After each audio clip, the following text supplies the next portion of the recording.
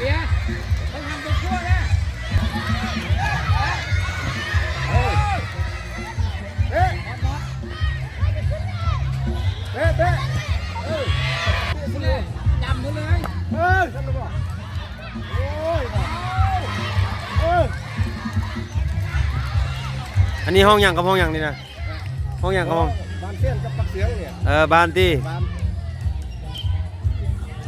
อันนี้ที่ว่ามันการเตะบานของนักเรียนประถมบ้านเส้นซุกกับบ้านปักเสืองเนาะ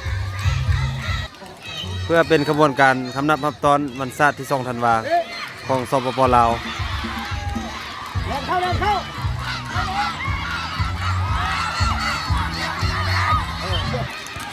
ถือว่าฝ่ายสีแดงมันบ้านแสนสุกเนาะ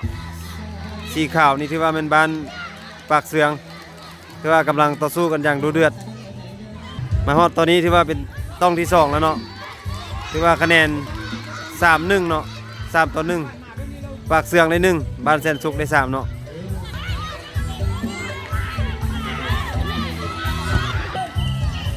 ถือว่าผลการแข่งขันกีฬาบ้านปากเสืองบ้านแสนสุกได้จบลงเนาะพอดีแอดมินมาพอดีกีฬาก็พอดีแล้ว